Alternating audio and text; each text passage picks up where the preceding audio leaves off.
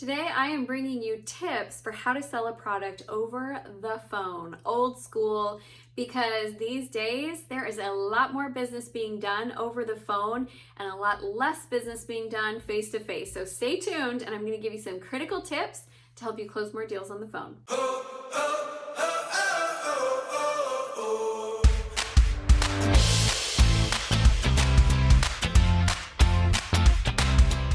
Hi, I'm Amy Walker. I am a client acquisition specialist, and my job is to help you find the simplest, most efficient, effective ways to consistently acquire your ideal client. And today we are talking about phone sales. How do you close more deals when you're not face to face? This can be a little bit tricky because, to be honest, being face to face, like, you pick up on the vibe of the person, right? Like, you can feel them, trust them, you see them. It's easier to establish that connection more quickly. But right now, people are a little hesitant about being face to face. And so a lot of people are digging on using the phone in order to close more deals. So in today's video, here's what you're going to find. I'm going to tell you the biggest mistakes people make when they're selling over the phone. I'm going to give you some usable tips and strategies that you can have to close more deals. And then I'm going to share with you the vocal cues that people give you when they are either getting more excited or they are getting less excited about your product that you are selling.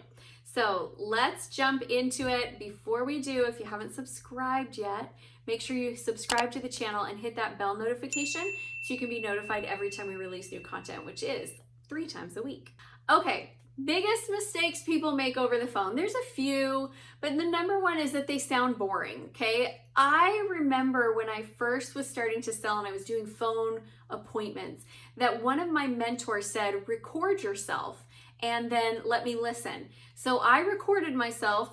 And it was very old school. I don't even remember how I did it. It was probably like a tape player with a record button. I don't even know, but I recorded myself and it was just me. I wasn't recording the other person, which, by the way, that's a legal thing. You cannot legally record somebody else. So it was like an external thing recording just me. And I played it back and I was like, oh my gosh, I sound so boring on the phone. And what I realized is I thought, like, face to face it would have been fine, right? Like, you can see my facial expressions, you can see that I'm moving my hands, you can see that I'm moving my eyebrows, which I do tend to move a lot. So you can see that there's life in this person. Well, on the phone, all that was coming across was my voice. And I don't really go real deep and I don't really go real high when I'm talking normally. And my volume is all kind of consistent. And so on the phone, it was coming through sounding like wah, wah, wah, wah, wah. And it was so boring. So one thing that I recommend that you do is increase the energy level on the phone to what would seem in person maybe like a little bit too much. It will come across on the phone as being just right. Another mistake that people make on the phone is that they don't actually establish rapport and connection. And so they just kind of jump right into information. You need rapport and connection, have to do that. And then I would say my third biggest mistake that people make when they're doing phone sales is that they just jump in at the very beginning and just ask for a sales conversation instead of actually establishing a relationship. It's kind of like walking up to some stranger on the street and being like, tap, tap, tap on the shoulder. Hey, would you like to buy my stuff?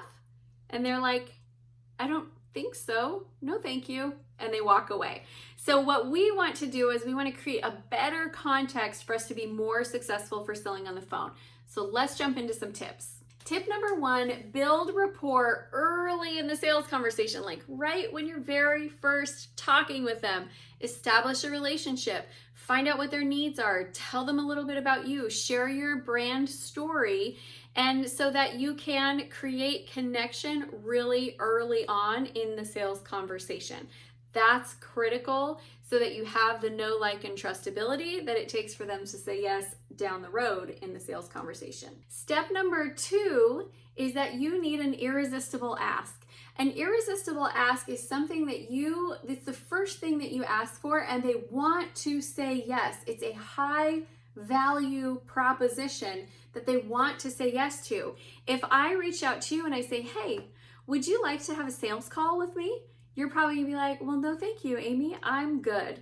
But if I reach out to you and I say, hey, have you had a chance to get my sales book for free? Or hey, have you had a chance to take our sales and marketing scorecard assessment for free? That's something that you're gonna be more like, oh no, but that sounds cool, I'd like to. Where do I go to get that?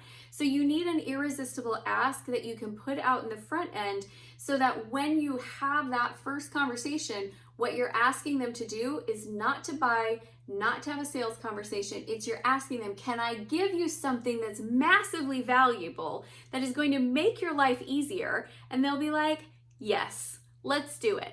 That makes all future conversations so much easier. Tip number 3, when you're on the phone, there's this disconnect that happens, and people can be multitasking, they can be doing other things, they can be like doing the dishes and other things. And so I recommend that you, at the beginning of the sales conversations, you set the intentions and you set the context. So when I set sales intentions at the beginning of a conversation, I always tell them exactly what we're going to do. First, we're going to analyze your business and we're going to figure out what's working, what's not working. Second, I'm going to create an improvement plan for you. And third, if it looks like we'd be a good fit for each other, I'd love to tell you how my services work. Does that sound good for you? And then they'll say yes. I'll say great. So I am going to be going over a good bit of information. I recommend that you are in a place where you can take notes and either have your laptop up or have a pen and paper. Are you good to go with that? And they'll be like, oh, you know what? Let me get into my office real quick here. And now I've created the intentions for the call and I've set the context for the call, and they will be more focused and more present in that time that we have together, which is going to help when it comes time to close the deal. Now let's talk about the vocal cues. I told you I was going to tell you some vocal cues to listen for. Body language is great. I am a certified body language expert. I love using body language cues to kind of figure out like, where's the client at? What hesitations are they having? But I've been selling over the phone for a long time, and there's a lot that comes through just through the voice as well. So let me tell you a couple of things that I listen for. Number 1 is pacing, okay? So I listen to how quickly their words flow. Some people are really slow paced.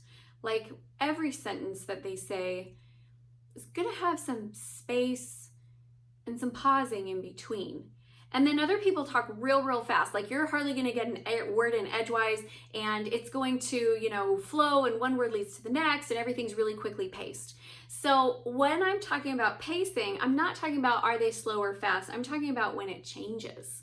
So if they're really fast paced and then all of a sudden they slow down, then what you have said is really causing them to think. If they are slow paced and then they really start to speed up, where you're at in the conversation has caused them, it's brought up an emotion that needs to roll through. So it could be an idea or it could be a feeling, but there's something that is coming real quick and they need to move through it more quickly. Why this is important is because if you've got somebody who just speaks at the same pace all the time, you're not really getting deep with them. You're staying very surface because you haven't broken through anything that's going to make them really think or feel. And so in that situation, you want to be asking more questions so that you can get to a deeper level in the conversation, because deals close when you go deep. The second thing that I look for is when they say a statement, but it sounds like a question. Like, yeah, that sounds really good, right? So if they say a statement, but it sounds like a question, they're questioning that statement that they just made. And so that is a sign that sometimes people will say something that sounds really encouraging, but really they were questioning it as they said it, and you didn't catch it, you didn't pull it out, so there was an unresolved concern there.